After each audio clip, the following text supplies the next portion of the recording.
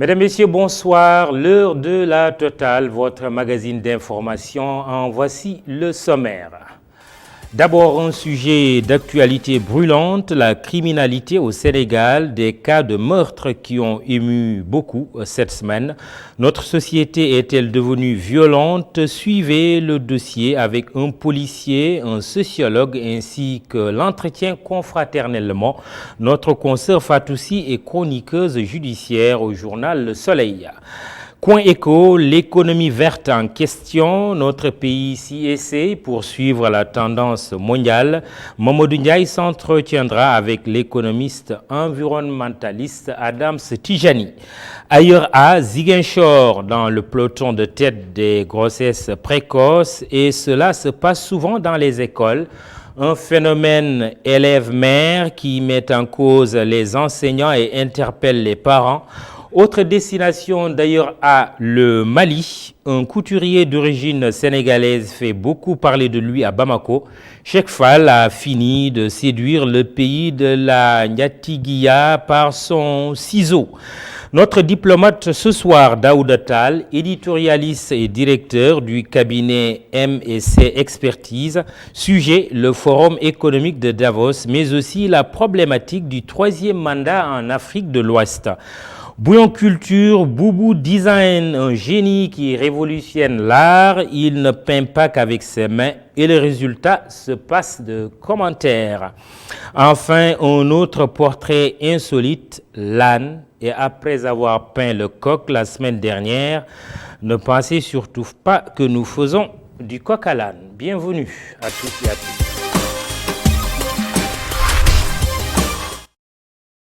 Les cas de meurtre inquiètent au Sénégal cette semaine encore. Les médias en ont fait écho sans remettre en cause la gravité du problème.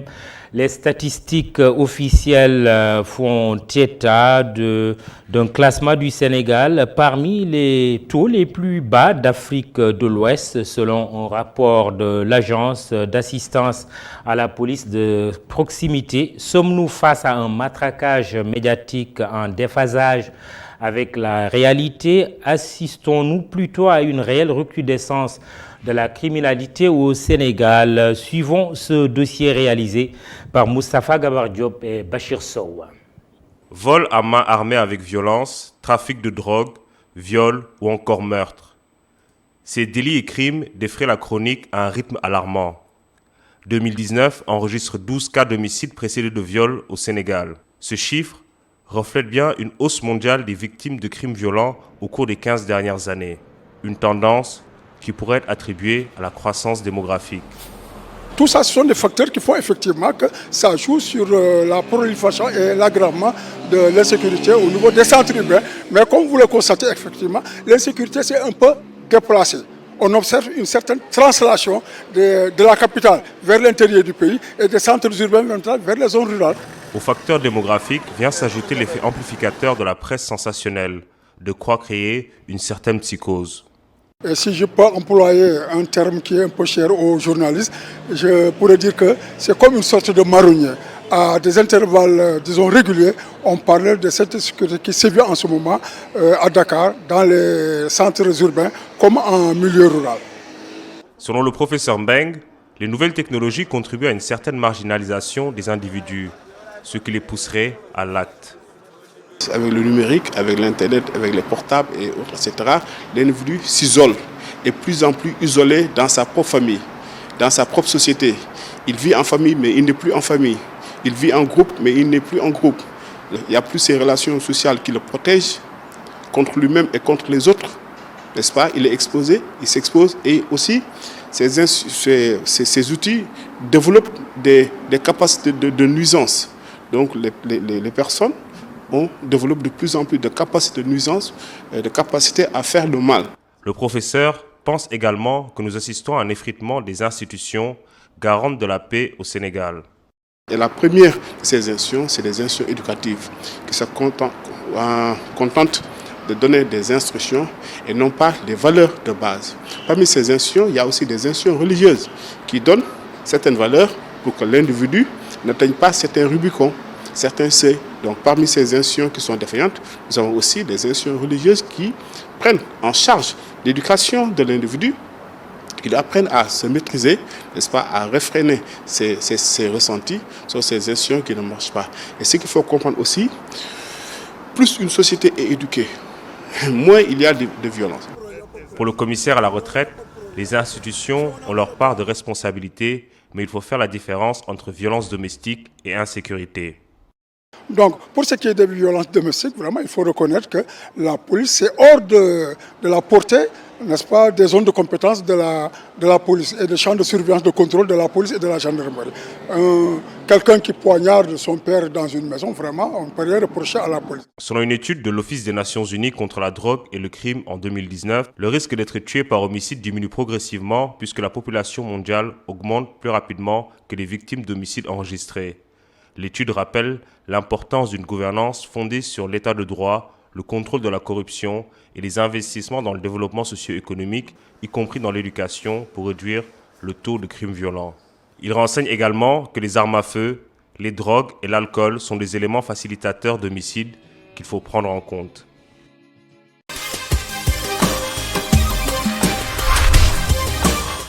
Comme annoncé, notre invité Fatoussi, bonsoir. Bonsoir Mamadou. Vous êtes chroniqueuse judiciaire au journal Le Soleil. Cette semaine, Ndioba Seck, femme enceinte âgée de 26 ans, tuée par 64 coups de couteau, une mort violente. Trop violente. Hein. Sur le coup, je me suis dit, mais est-ce que c'est vrai? Est-ce que ce que mes confrères ont écrit, c'est vrai? Parce que moi, je n'en revenais pas. Ce qui montre qu'on a une société qui est tellement pervertie. Il y a l'effritement de certaines valeurs, ces valeurs de tolérance, ces valeurs de pardon, hein, dont on faisait le chantre. Toutes ces valeurs-là ont disparu. Parce que quand même, regardez une femme et lui asséner 64 de couteaux, ben, ça, je n'en reviens toujours pas. Honnêtement. Et il n'y a pas ce cas seulement. Il y a également l'affaire de Kaolack, le jeune talibé de Bagnès, quand même. Quand vous regardez la vidéo, à un moment, moi, je croyais que c'était un film d'horreur parce que à voir le sang, comment le sang giclait dans la maison, ça, on ne peut pas dire que quand même ça, c'est l'œuvre de personnes humaines. C'est pourquoi je m'étonne quand j'entends les autorités dire qu'il n'y a pas de recrudescence de la violence. Oui. Moi, je me demande, je me dis, c'est quelle violence qu'elle parle? Peut-être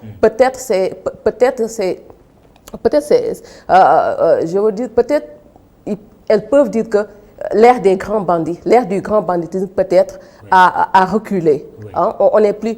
Et même ça, il faut relativiser quand on regarde peut-être à Dakar. Donc, parce qu'à Dakar, par exemple, il y avait certains coins où c'était vraiment... il était interdit d'y aller. Il était interdit d'y passer à certaines heures. Maintenant, tel n'est plus le cas, à quelques rares exceptions. Mais le grand banditisme demeure toujours dans les régions. Oui. Parce que autant, quand on parlait de banditisme, quand même, il y avait des grands noms. Je peux citer l'exemple de Yadikon des années 1960. Je peux parler l'exemple de Feu Ino et Alex. Il y a Bouba Chinois. Maintenant, la violence, c'est qui? C'est vous. C'est votre proche voisin. Ça peut être votre père. Mais justement, le phénomène qu'on observe pour le cas de Ndioba, c'est comme le procès auquel nous avons assisté avec quand même Fatoumata Ndiaye, qui a été également tué par son chauffeur, qui a été condamné d'ailleurs par la justice. Aminata Ka, il n'y a pas longtemps. Fatou Binte Kamara, il n'y a pas très longtemps, l'année dernière seulement. Ce qu'on observe, c'est que la plupart des suspects, parfois même des tueurs qui ont été jugés comme tels par la justice, sont des proches de la famille. Effectivement, c'est ce qui fait peur, parce que peut-être la police, les forces de sécurité peuvent être dans des coins, mais quand même, les autorités ne peuvent pas mettre un policier derrière chaque citoyen. Donc, il y a une psychose qui est là, il y a une psychose qui est réelle, parce que on peut être tué par, comme j'ai dit tout à l'heure, par son père, par son frère. Donc, j'ai l'impression que les gens, ou par son mari, oui. Enfin, j'ai l'impression que maintenant les gens ont la nerf, je sais pas, le crime au bout du doigt. Parce que, par exemple, moi, de par mon expérience, par exemple, ici à Dakar, depuis que j'ai commencé à couvrir les affaires criminelles, par exemple, du temps des assises, qu'est-ce qu'on avait? Par exemple, à Dakar, la plupart des cas, c'était des vols aggravés. Il y avait rarement des cas de meurtre. Mais maintenant, c'est tout à fait le contraire. Et malheureusement, ce qui tue, comme nous l'avons dit, souvent, ça peut être le proche voisin, ça peut être l'étudiant, ça peut être l'élève. Et souvent, c'est pour des banalités. C'est pour des banalités. Oui, qu'est-ce que vous voulez dire? Oui, d'accord. Mais est-ce que ça signifie qu'on devrait peut-être changer d'approche, de stratégie en matière de sécurité? Moi, je pense qu'il faut plutôt miser sur l'éducation. Oui, ouais, bien sûr. Ouais. Moi, je pense que c'est plutôt l'éducation, mais également, il faut que l'État soit regardant sur beaucoup de choses, notamment sur la consommation, sur la commercialisation de l'alcool, parce que quand même, l'alcool est vendu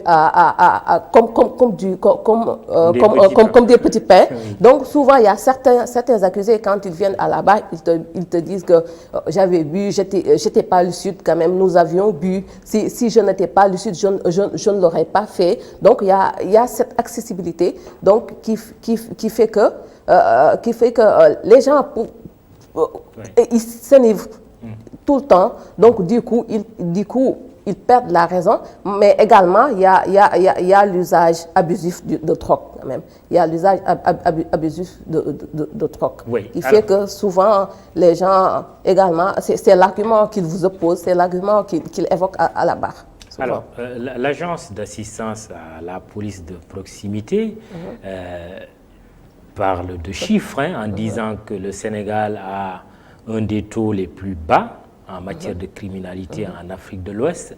Est-ce que cela signifierait au fond qu'il y a plus de sensationnel autour de ces cas avérés, c'est vrai, il faut le dire, de meurtre, voire d'assassinat, qu'une réalité, mais véritablement qui accréditerait qu'il y a une augmentation de la criminalité? Moi, je me dis Qu'est-ce que vous en pensez? Oui, moi je me dis que c'est un mauvais procès que les gens font à la presse, parce que les victimes, elles sont là, elles se comptent, il y a des procédures judiciaires qui sont là, rien n'est inventé par la presse. Moi, je pense que les autorités, souvent, ils se fondent peut-être sur, comme j'ai dit tout à l'heure, sur le grand banditisme. Je pense qu'ils ont occulté cette violence domestique qui est là, qui s'impose, qui devient de plus en plus récurrente et qui est beaucoup plus dangereuse que le grand banditisme. Parce que par exemple, avec les agressions, on peut prendre toutes ces mesures. Donc on peut dire que moi, je ne vais pas passer dans ce coin de rue parce que je sais qu'il y a un danger. Mais par exemple, quand on habite sous le même toit avec de potentiels criminels quand même, on a beau prendre les devants, on peut se faire surprendre du jour au lendemain. Ouais. Alors, vous êtes chroniqueuse judiciaire. Avez-vous le sentiment que ces cas de violence, de criminalité sont vraiment assez bien sanctionnés, ou est-ce qu'il faudrait corser encore les peines? Corser les peines? Souvent, je me dis que quand même... Les gens vont jusqu'à parler aujourd'hui de la peine de mort qu'il faudrait restaurer, par exemple. Oui, moi je me dis que quand même, ce serait même dissuasif. Parce que contrairement à ce que les individus pensent, que quand on va instaurer la peine de mort plutôt, on dit que Samba Ndiaye, tu es coupable, on te tue, mais c'est toute une procédure. Donc, il y aura un procès à l'issue duquel la personne va être condamnée. Mais sauf que, comme on dit, l'erreur judiciaire, quand même, ça, on ne peut pas être à l'abri de l'erreur judiciaire. Donc, c'est là où je suis un peu réservée. Parce que quand même, souvent, des fois, il y a souvent les procès verbaux, les enquêtes sont très mal faites. Quand même, ce qui conduit souvent à des acquittements. Et Or, il aurait fallu quand même qu'une enquête soit bien menée quand même pour que les gens aient les preuves de la culpabilité de la personne. Donc, imaginez quand même si on avait instauré la peine de mort et qu'il y ait erreur judiciaire, là, ce serait fatal. Le Soleil a cette réputation quand même de donner beaucoup de place à la chronique judiciaire. Oui, effectivement, oui. Vous le confirmez? Oui, je le confirme. Surtout autant. D'ailleurs, c'est la raison pour laquelle M. Yahambay, quand il est venu quand même, parce que on l'avait détaché du desk, en fait, c'était rattaché au desk société. Donc, il n'y avait pas beaucoup de reporters qui s'intéressaient trop à la chronique judiciaire. Donc, c'est la raison pour laquelle quand même, il m'a recruté avec une consoeur bien connue du milieu quand même pour que le Soleil retrouve sa place dans le temps en matière de chronique judiciaire. Quand même. Parce qu'il n'y a pas que l'institutionnel, les gens aimeraient savoir ce qui se passe autour d'eux, savoir des faits de société. Merci Fatoussi, chroniqueuse judiciaire au Soleil. Merci d'être venue sur le plateau de La Totale. C'est moi qui vous remercie.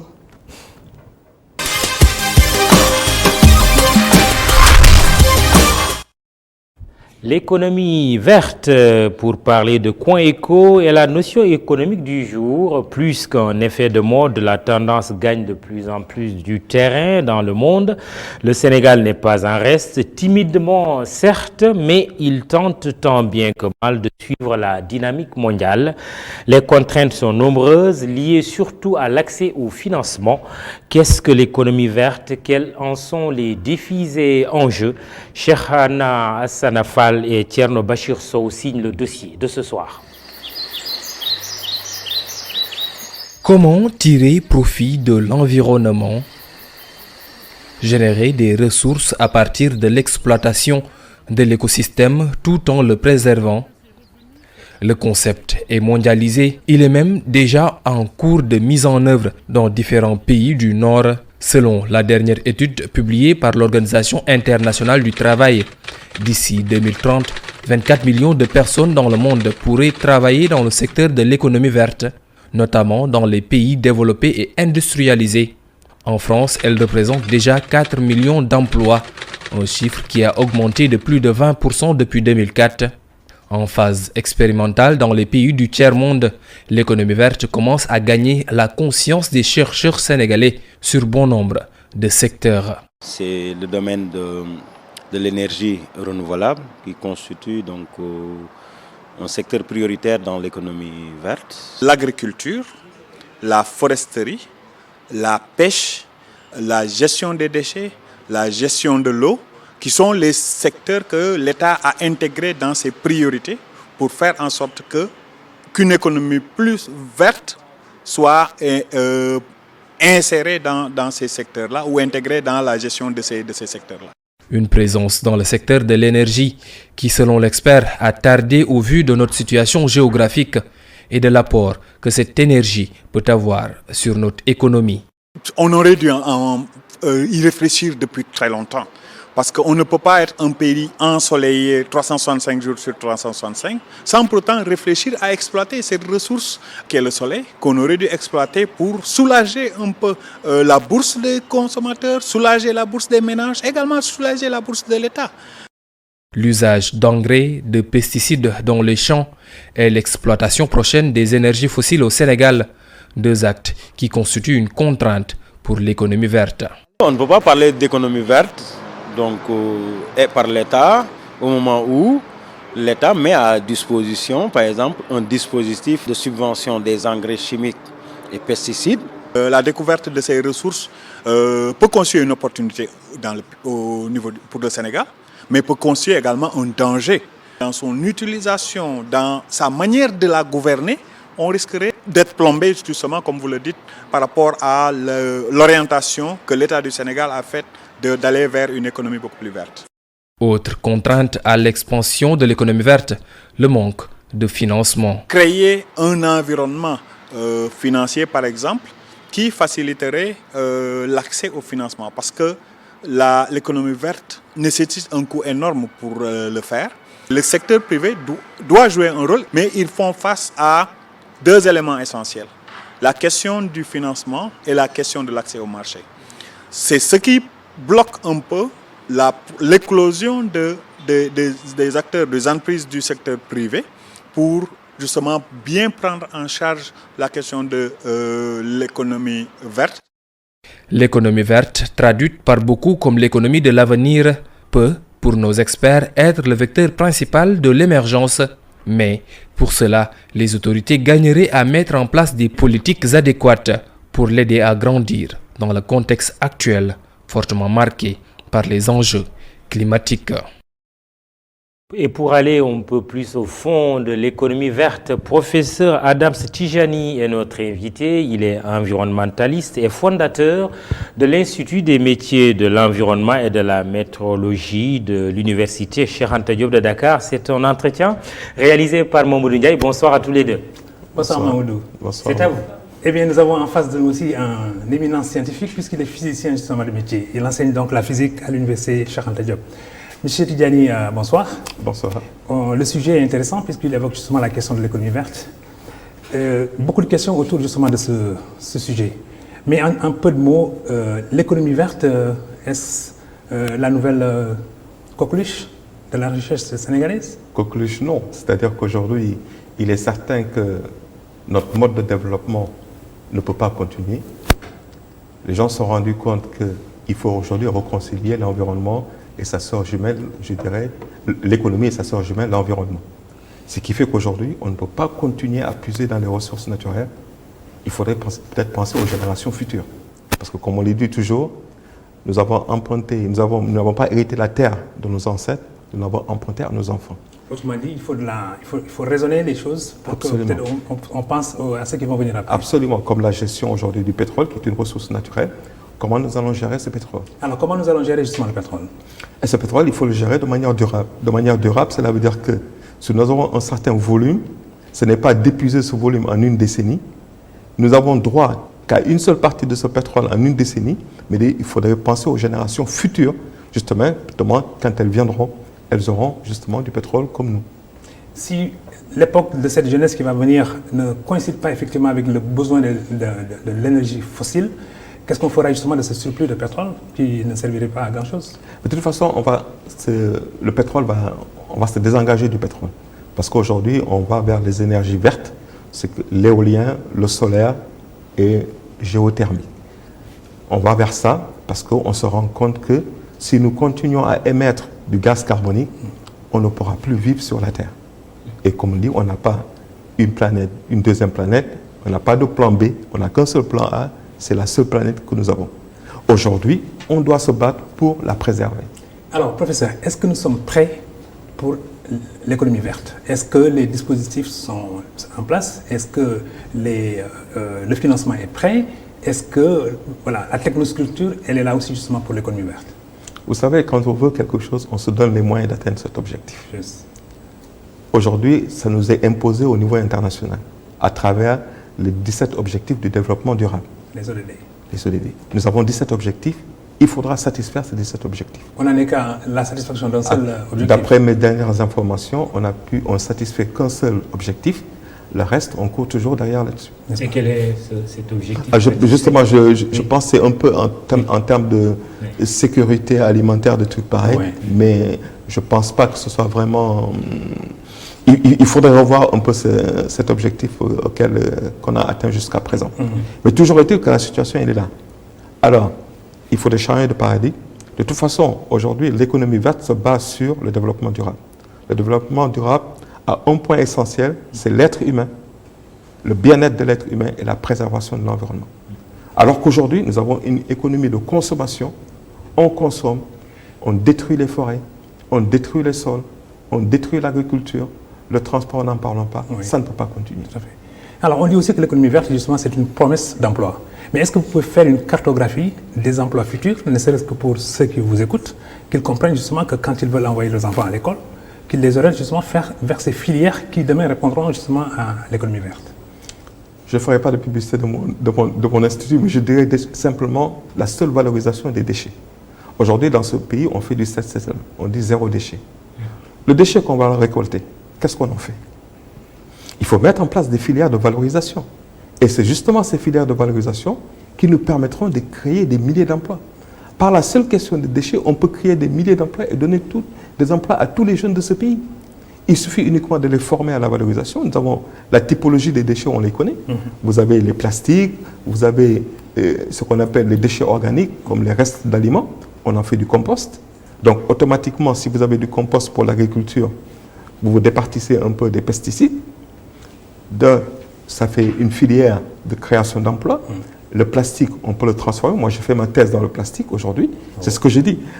Dans tout ce que nous voulons faire, si en backup, nous n'avons pas de recherche, on ne pourra pas réussir. Il faudrait que ce que nous mettons sur le marché réponde à des spécificités techniques. Et ça, c'est la recherche qui peut vous le donner, justement.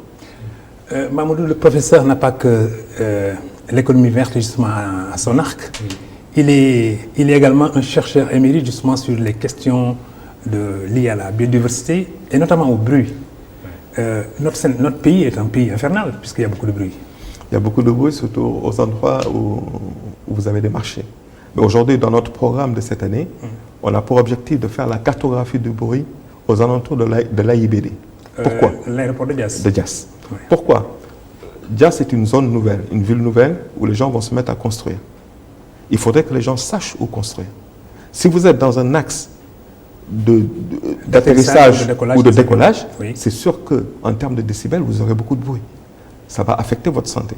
Donc il faudrait aujourd'hui, avant que les maires ne décident de mettre en place un projet justement d'habitation, il faudrait qu'ils aient une idée sur la cartographie du bruit dans cet environnement. Savoir là où ils peuvent mettre éventuellement des écoles ou des lieux d'habitation. On ne se lève pas un beau jour, on dit je vais construire. C'est ce qu'on avait fait à l'époque quand on a permis à Mermoz de se construire. Ouais. On voyait bien que c'était un axe justement. Oui, mais c'est ça qui est paradoxal. Les gens, ils vont vers le bruit, ils vont vers l'aéroport. Ouais, mais oui, ça c'est comme ça. On est, je dirais le bruit, le fond, le background comme on l'appelle, est bruyant dans nos pays. Et même vous le voyez, les gens quand ils parlent bruyamment. Ouais. C'est parce qu'en fait, on a un environnement qui est très bruyant. Mais je pense qu'à la longue, on se rendra compte que le bruit détruit. Oui, mais c'est construit même la personne. Mais absolument. Tout à fait. Ça vous donne le stress, etc. Et tout le monde sait qu'aujourd'hui, le stress est à la cause de... Mais pourquoi commencer par l'aéroport alors que les rues de Dakar c'est souvent des tentes, des baptêmes, des chassaïds, des gangs, beaucoup de choses. On fera la cartographie également à Dakar, notamment vers les zones qui sont supposées être bruyantes, telles que les marchés, etc. Oui. Mais je pense qu'aujourd'hui, c'est déjà fait. On peut avertir les gens pour leur dire de faire attention, mais je pense qu'il faut aller vers des endroits qui ne sont pas encore affectés pour justement aider la population. Oui, j'ai une question, Mamadou Ndiaye, c'est ce qu'on appelle les villes vertes. Un exemple qu'on cite souvent en Afrique, c'est Ben Guérir, par exemple, au Maroc, qui fait des efforts dans ce domaine. Est-ce qu'on a des chances d'avoir une ville verte, une seule, au Sénégal? C'est possible. C'est-à-dire qu'aujourd'hui, c'est ce que j'ai dit à des maires comme des maires de Kaya, qu'est-ce qui nous empêcherait de construire des forêts en plein centre-ville? Aujourd'hui, vous prenez la Corniche. Vous prenez sur la Corniche. J'avais toujours proposé à la Corniche qu'on fasse une coulée verte, qu'il y ait des arbres, que vous ayez de l'ombre, etc., etc. C'est possible. Mais la ville verte, c'est tout un concept. Un concept qui, aujourd'hui, tient compte de la préservation de l'environnement. C'est-à-dire... Nous n'ignorons pas, peut-être, si on convoque nos traditions, nos villages traditionnels. On vivait presque dans l'économie verte, non? Oui, c'est-à-dire qu'effectivement, même en termes d'agriculture, on faisait l'agroécologie. Nos parents faisaient l'agroécologie. Mais aujourd'hui, on est tous rentrés dans le cadre de la manualisation vers le produire plus. Produire plus pour qui? Aujourd'hui, quand on voyait en Europe, on produit plus et ensuite on déverse dans la nature pour ne pas justement affecter le cours du lait, par exemple, au niveau de la bourse. J'ai dit aujourd'hui, il faut qu'on se voit. Aujourd'hui, quand je prends par exemple la valorisation des déchets, à l'époque, les Européens, quand ils avaient leur appareil qui tombait en panne, ils le mettaient systématiquement à la poubelle. Maintenant, ils ont changé de paradigme. Ils commencent à réparer les appareils. Nous sommes dans l'économie verte, dans la valorisation des déchets depuis qu'on est né. Nos voitures, on les recycle. Nos déchets, les gens les recyclent, etc., etc. Je pense qu'il faudrait continuer, mais il faudrait aller beaucoup plus. Je donne un exemple. Pourquoi ne pas produire de l'énergie avec les déchets des étudiants sur le campus? Moi-même qui vous parle, j'ai installé des biodigesteurs dans des villages. Aujourd'hui, dans ces villages, les femmes font la cuisine avec du méthane provenant des biodigesteurs. Et ce méthane, ça provient des déchets humains et de la bouse de vache qu'on transforme dans un biodigesteur. Et vous avez du méthane. Vous avez de l'engrais. La production agricole, la première année, on est passé de 800 kg à 3 tonnes, avec uniquement l'engrais des biodigesteurs. Alors, professeur, vous êtes aussi un spécialiste donc, de la météorologie. Vous mesurez donc les sols, les eaux, le bruit, dont on en parlait tout à l'heure. Est-ce que, de ce point de vue également, le Sénégal dispose quand même d'instruments, d'appareils conséquents pour peut-être à chaque coin de rue ou à chaque coin de ville, qu'on puisse mesurer donc les éléments constitutifs de notre environnement? Monsieur Ndiaye, ça je vous dis, c'est le maillon faible de l'Afrique. La météorologie n'existe pas encore dans le pays. Et ça nous pénalise. Je vous donne un exemple simple. Vous allez à Ngaï Mehé, vous commandez des chaussures, 1000 paires de chaussures, vous dites au gars de vous faire 1000 paires de 43, 2000 de 42. Lorsqu'il vous donnera la livraison, sur les 1000 paires, vous aurez uniquement 500 qui feront 43. Parce qu'il n'a pas l'appareil fiable qui lui permette de mesurer exactement la taille de la chaussure. Et sur beaucoup d'aspects, aujourd'hui, la météorologie, c'est vraiment le maillon faible. Et c'est pourquoi nous, aujourd'hui, on s'est lancé vers ce défi de dire qu'on va développer la météorologie dans ce pays et dans la sous-région. Alors, si on vous dit... Oui, la dernière sans doute. réalisation. Oui, parce que le sujet est très passionnant, et merci encore, professeur. Oui. Si je vous dis Go Green, vous répondez quoi? Go Green, c'est Don't make greenwashing. Les gars font du greenwashing pour aller vers le Go Green. Est-ce que du greenwashing, c'est l'économie verte? Non. Oui. Merci. C'est une belle fin. Professeur Adams Tijani, Mamadou Ndiaye pour l'entretien Économie verte ce soir. La suite de la Totale.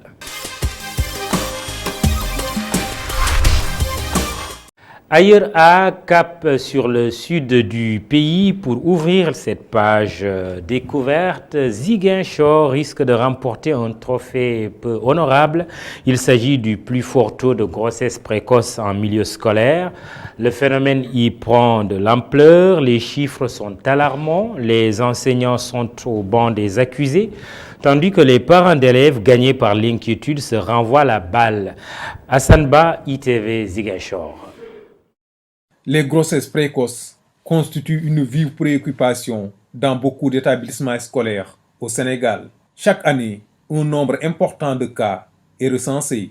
Les régions du Sud en tête de liste, elles constituent plus de la moitié du pourcentage pour le territoire national. Pour l'année 2018-2019, le bureau genre de l'inspection d'académie de Ziguinchor a dénombré plus de 260 cas de grossesse. Au niveau de l'inspection médicale des écoles, nous avions recensé 52 cas, toujours avec les statistiques de l'inspection médicale des écoles. 2018-2019, nous avions 39 cas. 2019-2020, nous avons donc 45 cas. Pour dire que souvent, ça connaît une baisse, tantôt, ça connaît une augmentation. Au niveau de l'IF de Bignona, par exemple, l'année passée, nous avions 128 cas. Et au niveau de Oussy, c'était aux environs de 89 cas.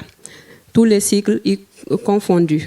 Élèves de terminale, 3e, 4e, 6e et seconde. Les enseignants sont très souvent accusés par les élèves d'être à l'origine des grossesses. Des accusations que refutent ces maîtres de la CREI. Ils pointent du doigt la responsabilité des parents avec le port de tenues indécentes de certaines jeunes filles. Vous essayez quand même d'analyser un peu la classe d'âge. Presque ces élèves, le plus souvent, sont du même âge que ces enseignants-là. Et ils ne cessent de provoquer. Et voilà, c'est un milieu où vraiment ça ne peut pas manquer. Mais je vous dis que le nombre a considérablement baissé sur ce plan. Et souvent aussi, quand on parle d'enseignants, mais n'oubliez pas également qu'il y a encore des grossesses entre élèves et élèves. Parce que nous l'avons vécu effectivement dans des établissements scolaires où des élèves entre eux-mêmes, ça donne vraiment à cette pratique sexuelle qui n'est pas de manière acceptable au niveau des établissements scolaires. Koulimarou, ce centre qui accueille des femmes victimes de violences et de grossesses précoces, a accueilli une dizaine d'élèves dont la tranche d'âge est comprise entre 15 et 17 ans.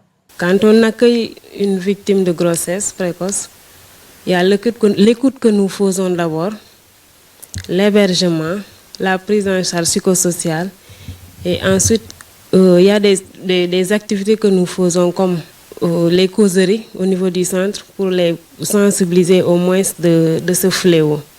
Et aussi, il y a des activités manuelles que nous faisons pour les occuper un peu parce que c'est des filles qui sont des fois désorientées. Nous avons des activités manuelles que nous faisons avec une monitrice qui est là au niveau du centre. Et aussi, il y a un personnel de santé qui est là, qui fait aussi des causeries pour la sensibilisation de ces filles. Pour freiner ce fléau, l'ONG Enda Jeunesse Action a installé des comités de veille dans les quartiers. On a des comités de veille ou des comités de protection qu'on appelle les CAP, la coalition des acteurs pour la protection des enfants, qui sont dans les localités, dans les villages, dans les quartiers et qui travaillent dans le domaine de la protection.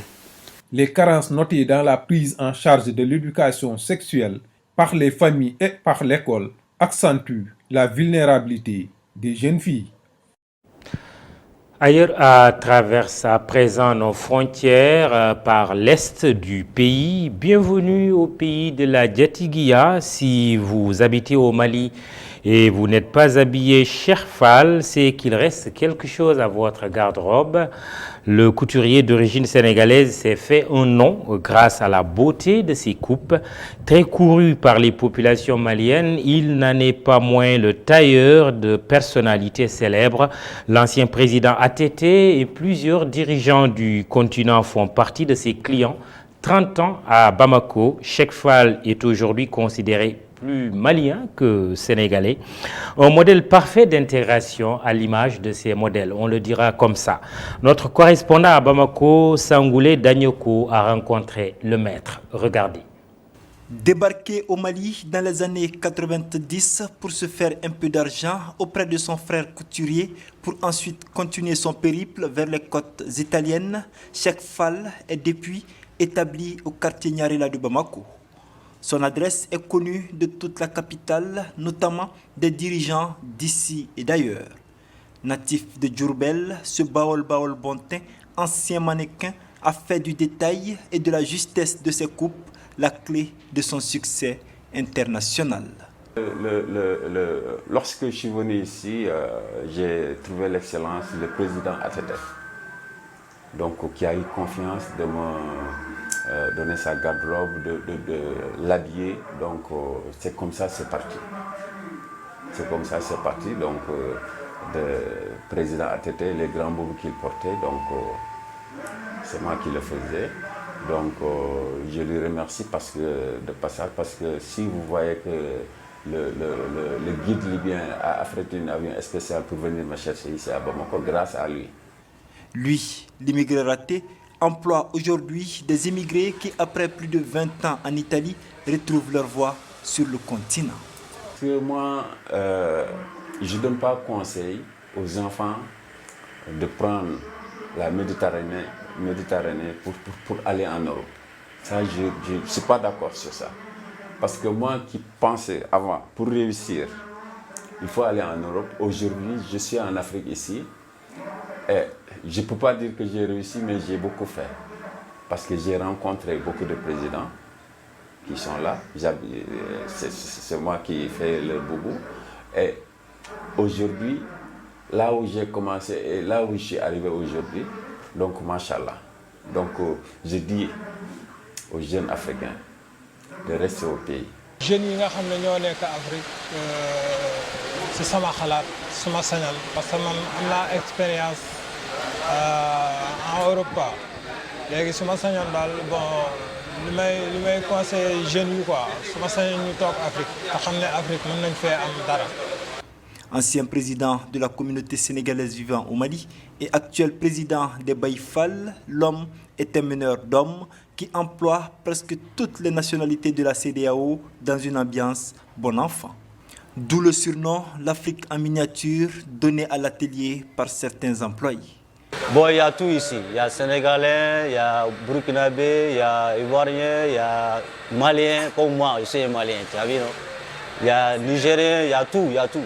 Ça, c'est l'Union africaine qui est là maintenant.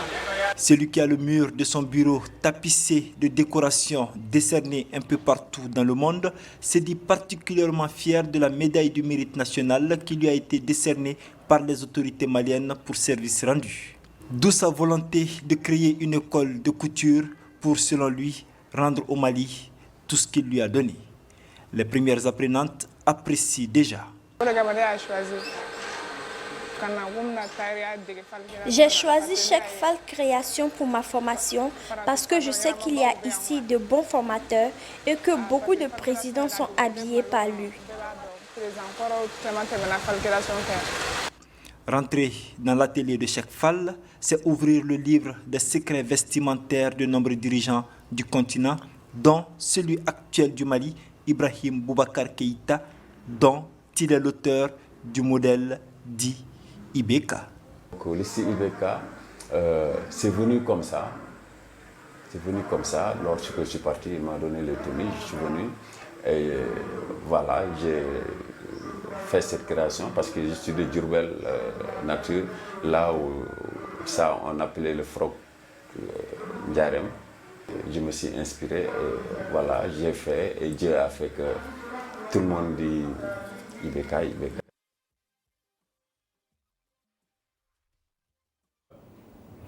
En ligne ce soir, l'éditorialiste et directeur du cabinet M&C Expertise, Daouda Tall. Bonsoir. Oui, bonsoir Maodo.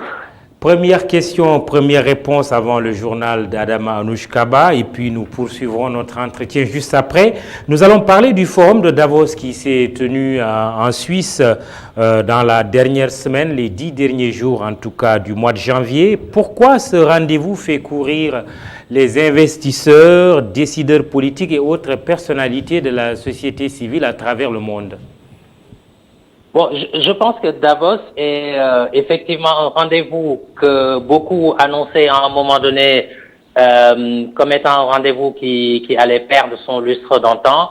Mais je pense que la continuité, l'attractivité que présente ce forum est réelle. 50 ans après, ils viennent d'organiser donc la 50e édition.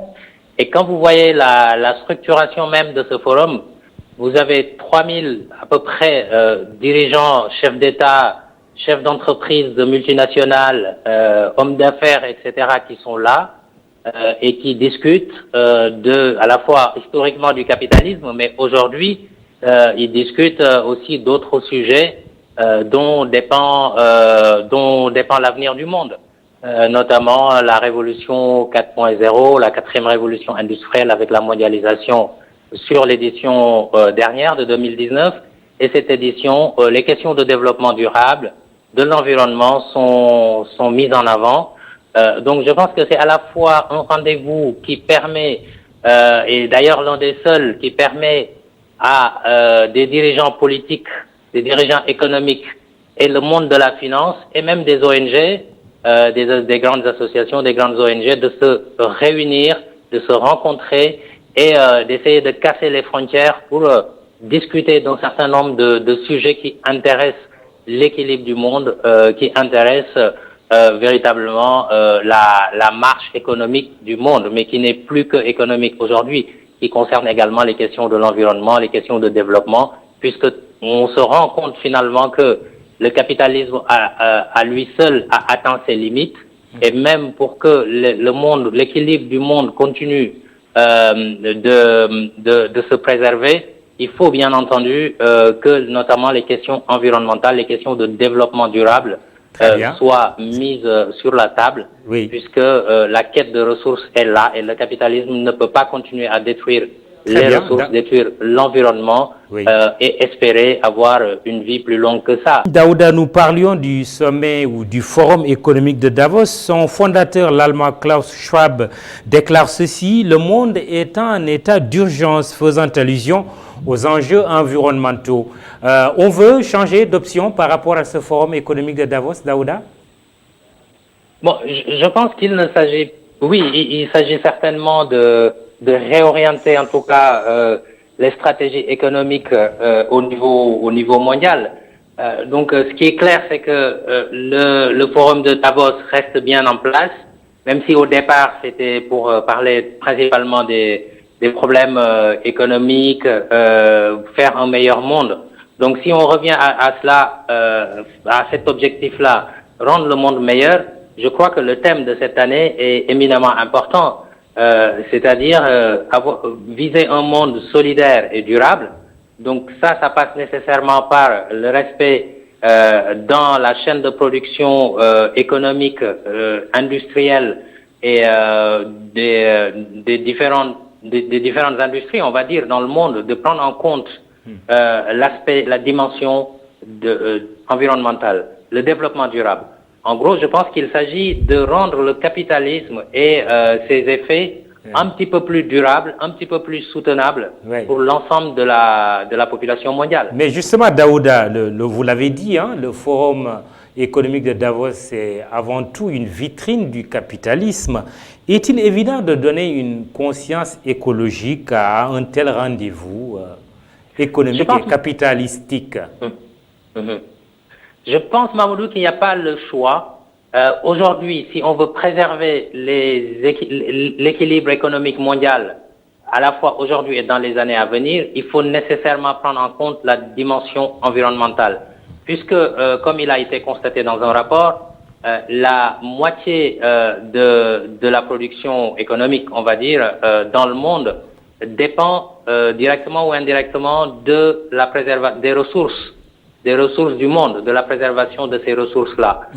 Vous pouvez pas détruire ce qui vous permet, votre matière première qui vous permet de produire, si celle-ci devient un petit peu plus rare, à un moment donné, vous aurez du mal concrètement à trouver cette matière pour alimenter votre propre industrie, ce qui vous permet d'être productif, d'être compétitif, etc. Donc je crois que c'est un petit peu le serpent qui se mord la queue. C'est-à-dire que le système capitaliste, l'industrie mondiale a besoin de préserver les ressources qui la font vivre, tout simplement, cette industrie mondiale. Donc c'est important, mais je crois également qu'il est important de considérer cette dimension du développement durable. Moi, je préfère qu'on parle de développement durable plutôt seulement de protection de l'environnement, parce que c'est un ensemble. Si on se situe dans nos pays comme en Afrique, le développement durable est plus global, c'est un triptyque. Ça concerne la dimension économique, la dimension sociale et culturelle et la dimension environnementale. Donc la dimension environnementale, c'est la troisième dimension du développement durable. Oui. Pourquoi? Parce que tout simplement là-dessus, si vous avez faim, si vous n'arrivez pas à assurer la sécurité alimentaire, quand on vous parle d'environnement ou de ne pas polluer, c'est un petit peu compliqué. Donc, à la fois, la dimension économique, sociale et culturelle et environnementale vont ensemble. Alors, Daouda, on le répète tout le temps aujourd'hui, l'Afrique, c'est l'avenir du monde. Est-ce qu'on ne risque pas d'assister à un phénomène si les Africains n'y prennent garde?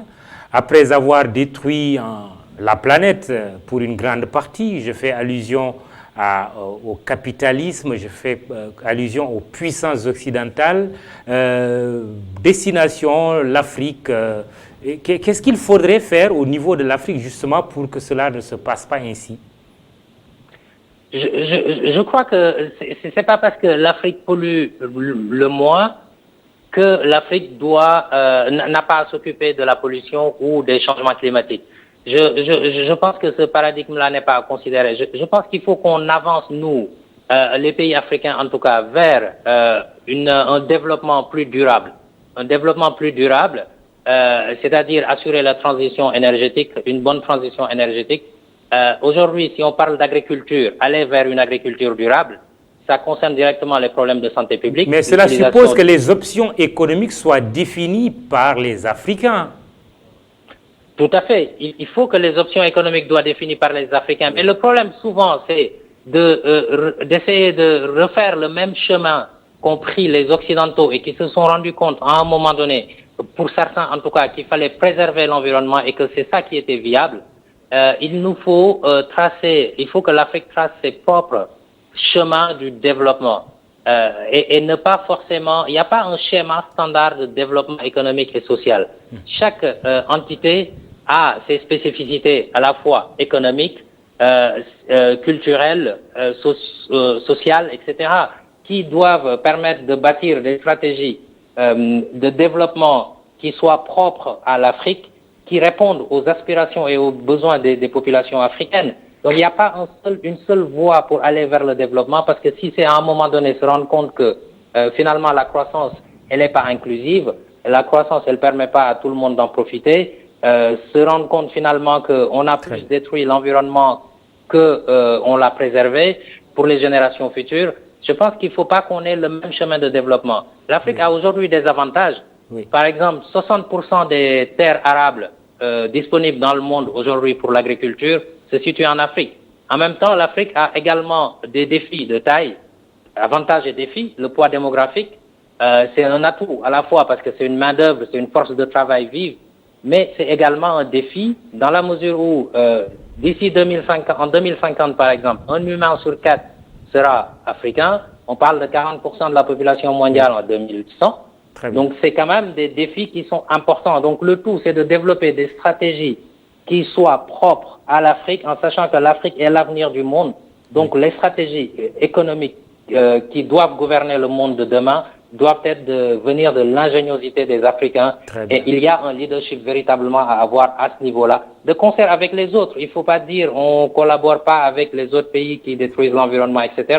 Parce qu'on est dans un monde global, interdépendant. Je crois que le forum de Davos, par exemple, cette ouverture qu'il y a en mettant en avant le développement durable, les questions environnementales, en permettant les pays du Nord et du Sud de s'asseoir à la même table, je crois que c'est une excellente initiative. Ça va dans le bon sens en tout cas. Daoud, en une fraction de seconde, l'Afrique et sa vie politique, surtout dans la partie ouest de notre continent, l'Afrique de l'Ouest, la problématique du troisième mandat, on en parle beaucoup dans cette région africaine, Daoud Attal. Quelle est votre réflexion? Bon, je pense que dans chaque pays, il y a une constitution qui définit le rythme de la nation. Et il me semble important de respecter cette constitution et son contenu dans les pays respectifs, parce que c'est ça qui est source de stabilité et de paix pour l'avenir des États respectifs.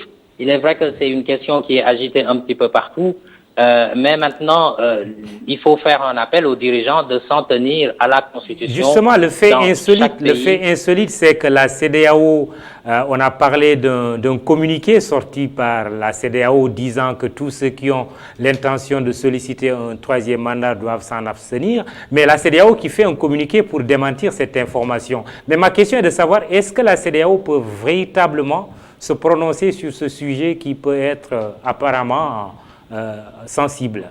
Oui. Alors, Mahmoud, pour répondre directement à votre question, je pense que la CEDEAO n'a pas vocation à faire ou à défaire des constitutions en Afrique. La constitution, c'est la charte fondamentale que les citoyens d'une nation ont décidé, ont élaboré pour dire nous voulons gouverner et être gouvernés de telle manière. Donc ça, c'est la souveraineté nationale, ça ne concerne pas la CEDEAO. Donc, quels que soient les dires et les démentis, je crois que l'espace régional est positif. Il y a une coopération entre les États, parce que moi, je crois fortement aux grands ensembles politiques, géographiques et économiques pour faire face au reste du monde dans un esprit positif, bien entendu. Ouais. Mais la CEDEAO, c'est pas elle qui élabore les constitutions. Donc, c'est le peuple est souverain dans chaque État. Donc, il faut s'en tenir à ce qui figure dans la constitution de chaque État respectivement. Maintenant, si ça crée des questions de paix et de sécurité par rapport à la modification de certaines constitutions, là, la CEDEAO a son mot à dire, bien entendu, puisqu'elle aide aussi à préserver la paix et la stabilité dans la région. Merci. Daoud Attal était notre diplomate ce soir. Il est éditorialiste et directeur du cabinet M&C Expertise. La suite.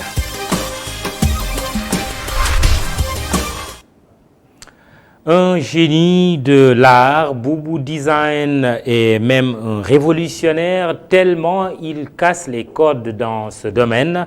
Les mains, les pieds, la tête, presque aucun membre de son corps n'est laissé en rade pour peindre. Le jeune natif de Louga transforme tout en tableau d'art. Ses toiles séduisent et se vendent à coups de millions de francs CFA. Boubou Niang, de son vrai nom, veut ainsi motiver les jeunes à entreprendre. Avec Boubacar Dieng et Mafal Fall, nous découvrons ensemble les chefs-d'œuvre de Boubou Design. Ses premiers balbutiements dans l'art ont eu lieu dès l'âge de 6 ans, alors qu'il était à l'école coranique. Boubou Niang, ou Boubou Design de son nom d'artiste, vit pour l'art.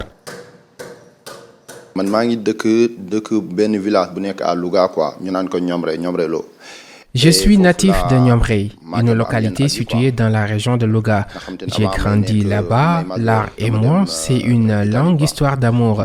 J'ai commencé à dessiner à l'âge de 6 ans. Même à l'âge de 6 ans, commencé à dessiner et tout ça, quoi. L'on ne peut réinventer la roue. Cependant, Boubou, le jeune artiste de 25 ans, veut révolutionner l'art. Je suis prêt pour révolutionner. Je veux sonner l'heure de la révolution, raison pour laquelle j'utilise des objets pour dessiner, ce que mes prédécesseurs ne faisaient pas. L'art aime la révolution. D'ailleurs, c'est ce qui le rend vivant. C'est cette originalité qui fait la beauté de l'art. Cette révolution qui lui tient à cœur, Boubou l'a déjà réalisée sur les réseaux sociaux avec son slogan Action Painting. Je faisais mes dessins avec des crayons, mais actuellement, je me concentre sur les portraits qui cachent bien des messages. Je fais ce qu'on appelle du action painting, c'est-à-dire je fais de sorte que les internautes comprennent comment je réalise mes tableaux à travers mes vidéos sur les réseaux sociaux. C'est ce que j'appelle aussi la liberté d'art. C'est ça, la liberté de l'art. Pour dresser un portrait, par exemple, il faut mettre sur la table des millions de francs CFA. L'art, dafa nekk lu nga xamantene ni bon ku amul yenn moyens yi mënoo ko utiliser quoi. Les tableaux coûtent cher. Ma clientèle est composée de personnes riches et parfois ce sont les entreprises, car un tableau peut coûter jusqu'à 5 millions de francs CFA. Même beaucoup d'entreprises. Boubou Niang est rentré au Sénégal depuis 3 ans après 10 ans en Italie. Son ambition en 2020, vendre ses tableaux à des milliards de francs CFA. À ses yeux, l'impossible n'est pas de son monde. De mon côté, amul impossible. Tu comprends? Basta que nga tambali ko rek quoi. Soko tambalé rek impossible ci ginnaw la lay fété. Boubacar Dieng, bonsoir. Bonsoir Mamoudou. Nous venons de suivre ton reportage. Boubou Design ne peint pas qu'avec ses mains. Il le fait avec sa tête, ses pieds. Mais pourquoi ce choix? Ce choix, c'est juste pour que les gens qui sont des non-voyants, ceux qui sont des handicapés ou même ceux qui sont manchots puissent se reconnaître à travers ses œuvres. Raison pour laquelle souvent c'est avec ses mains, souvent il se bande les yeux ou bien même utilise sa tête, son nez pour réaliser un tableau ou bien même il le fait à l'envers pour que tout le monde puisse recevoir le message qu'il essaie de passer, puisque ce n'est pas aussi facile de décoder un message sur un tableau d'art, ce n'est pas donné à tout le monde. Absolument. Ça. Alors d'où vient son inspiration? L'inspiration de Boubou Design, c'est surtout son amour, sa passion qui le guide à faire ces œuvres-là. Ces œuvres que le monde entier apprécie, il le fait par passion. Quand il peint un tableau, il y met tout son pouvoir, tout ce qu'il a comme génie artistique pour que ça puisse plaire à tout le monde, pour que le tableau puisse apprécier par le monde entier. Et ça coûte des millions, comme le reportage l'a prouvé. Oui, c'est ça. Les tableaux coûtent des millions parce que rien que pour démarcher, la négociation, le plancher, c'est 1 million de francs CFA. Donc après 1 million, il y a un staff qui est là. Il négocie jusqu'à ce qu'il trouve un terrain d'entente, peut-être 5 millions, 10 millions. Il travaille beaucoup aussi avec des entreprises, de grandes maisons qui sont là et qui peuvent aussi recommander des tableaux.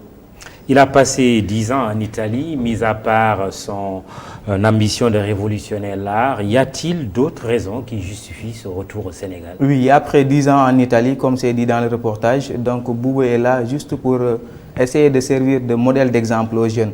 Il est jeune, il a 25 ans.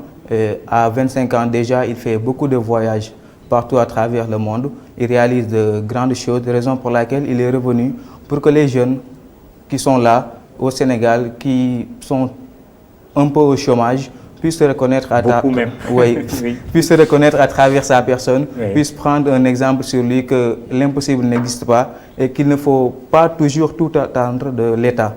Il faut entreprendre pour pouvoir réaliser quelque chose. Le secret, c'est que tu as pris un tableau de Boubou Design. Non, je n'ai pas pris un tableau, mais j'ai juste admiré ces chefs-d'œuvre parce que je suivais ces travaux à travers les réseaux sociaux et ça m'a beaucoup plu. Et rencontrer la personne aussi a été un grand plaisir pour moi. Et le plaisir est partagé. Merci beaucoup, Boubacar. Merci beaucoup, Mamoudou.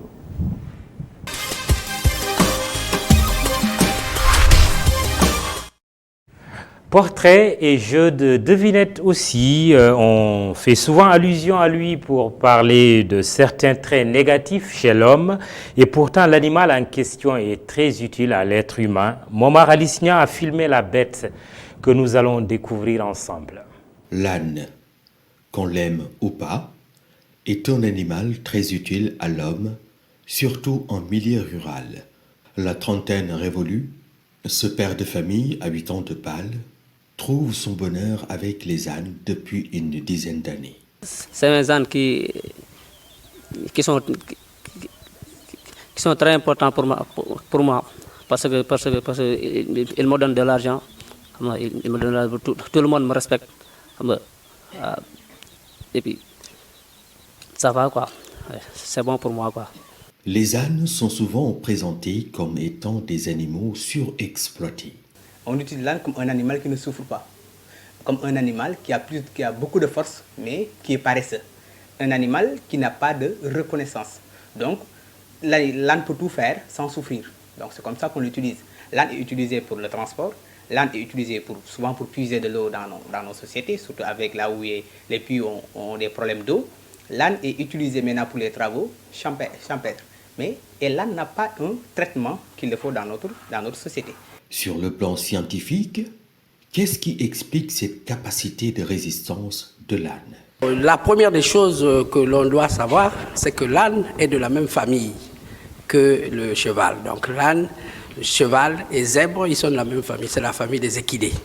Et vous avez pour l'âne, on dit Equus asinus.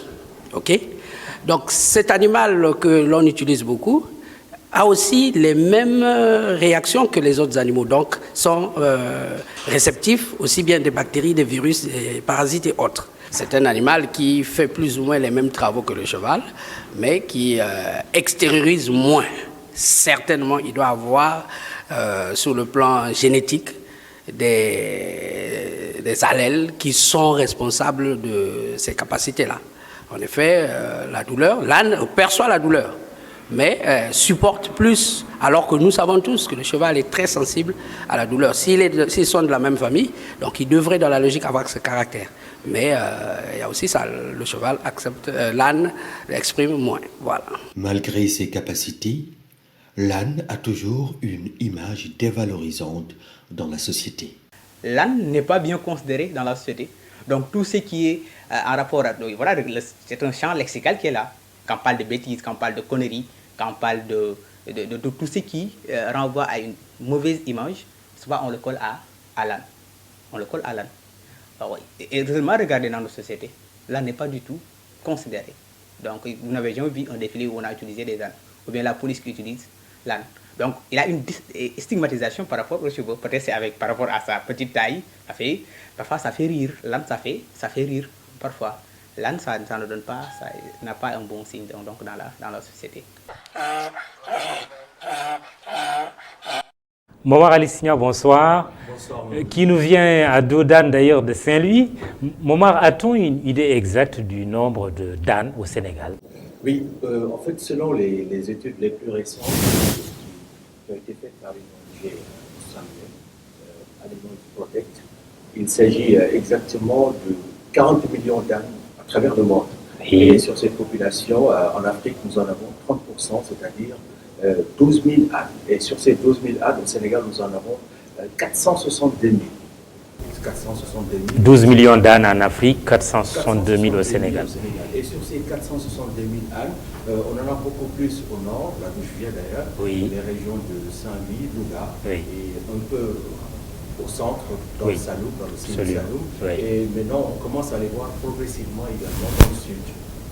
Alors, vous parliez tout à l'heure dans le reportage d'un manque de considération de l'âne. Donc, si on comprend bien, il n'y a aucune disposition réglementaire visant à protéger l'espèce.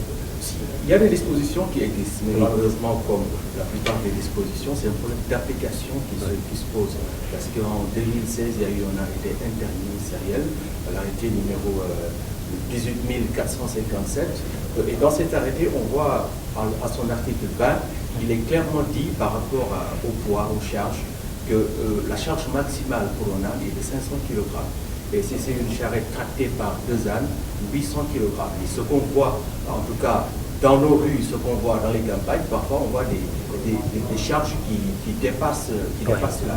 Et quand on regarde également ce même arrêté qui date de 2016 et qui a été signé le 9 décembre, dans cet arrêté également, en son article 12, et c'est ça qui m'a frappé, on dit tout cheval a droit à un livret sanitaire. C'est-à-dire que tout à l'heure le médecin le disait, ils sont de la même famille, des équidés. Alors pourquoi cette discrimination positive ou négative, on appréciera, mais le cheval a un livret sanitaire, donc son propriétaire a obligation d'aller faire des vaccins tous les 6 mois. Mais pour l'âne, j'ai parcouru tout le texte, c'est long à large, mais rien n'a été dit par rapport à ça.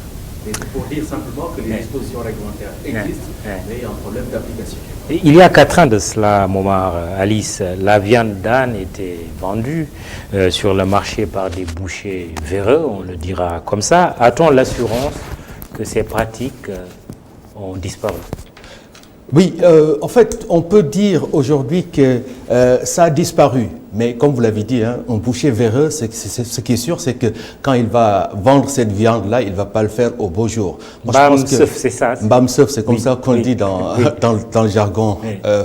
Enfin, voilà.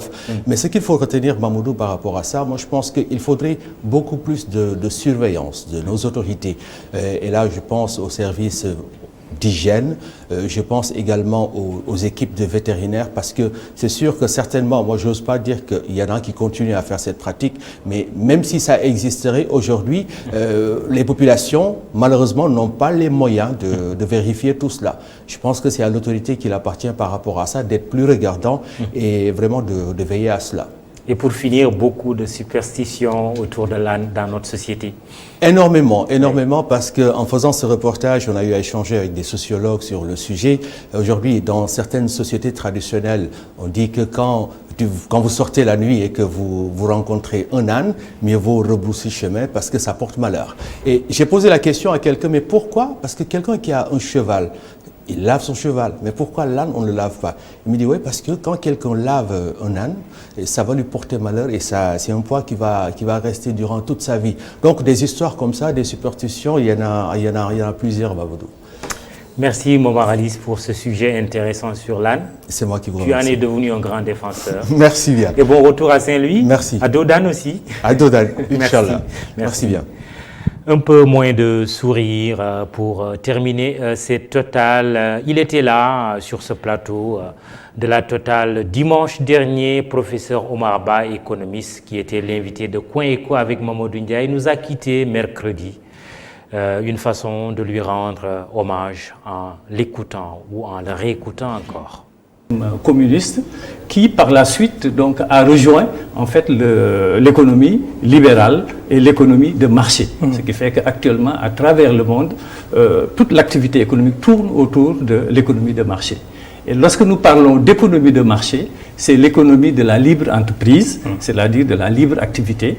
Donc nous avons la confrontation des opérateurs. Chacun peut entreprendre dans les normes fixées maintenant par les règles et les lois. Toutes nos condoléances à la famille de Omar Ba, qui est d'ailleurs le beau-frère de notre collaborateur Ibrahim Tob, qui est le directeur du système d'information d'E-Média. Nos condoléances également à l'ensemble des enseignants du Sénégal, mais aussi à ses étudiants. Omar Ba, reposez en paix. C'est tout pour la totale de ce soir. N'oubliez pas votre rendez-vous de sport, Omnisport, avec toute l'équipe de Malik Tchandoum pour vous servir.